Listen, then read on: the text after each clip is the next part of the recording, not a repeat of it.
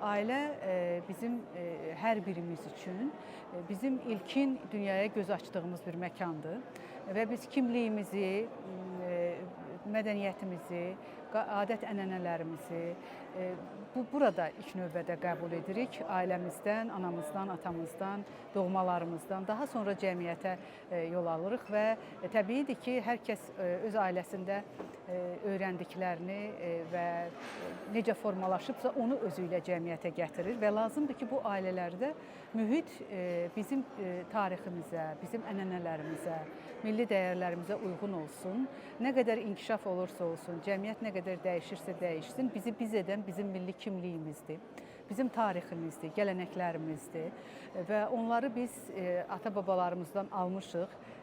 Bugün daşımalıyıq və gələcək nəslə ötürməliyik. Ona görə də onu ciddi dəyişimlər prosesində qorumalı və onu daha yeni və düzgün dəyərlərlə zənginləşdirməli və gənc nəslimizi yetişdirməliyik ki, onlar da bu mədəniyyətin daşıyıcısı kimi gələcəyə onu uğurla apara bilsinlər.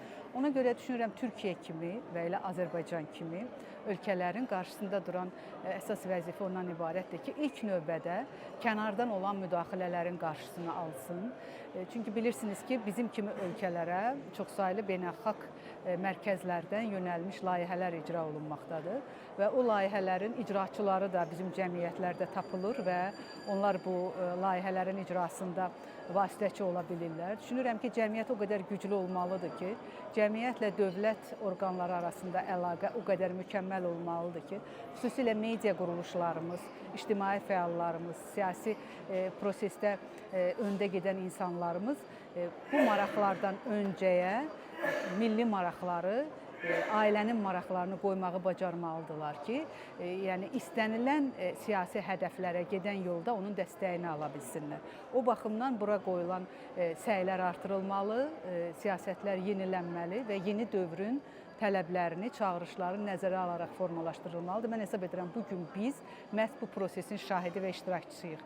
Türkiyə Cümhuriyyəti Başqanı Sayın Ərdoğanın himayəsində və birinci xanım Əminə Ərdoğanın himayəsində keçirilən bu beynəlxalq ailə forumunda iştirak etmək çox qürur vericidir və mən təşəkkür edirəm dövlət rəhbərlərinə və Ailə və Sosial Xidmətlər Nazirliyinə, bu işin təşkilatçılarına yüksək səviyyədə möhtəşəm bir forum düzənlənib və biz onun hər mərhələsində çox böyük ürəklə, şövqlə iştirak edirik və inanıram ki, bu forum təkcə Türkiyədə və Azərbaycanda bizə yaxın ölkələrdə deyil, bütün dünyada ailə siyasətlərinin beynəlxalq gündəmin əsas mövzusu olmağı, gəlib çıxması üçün çox böyük təkan verəcəkdir.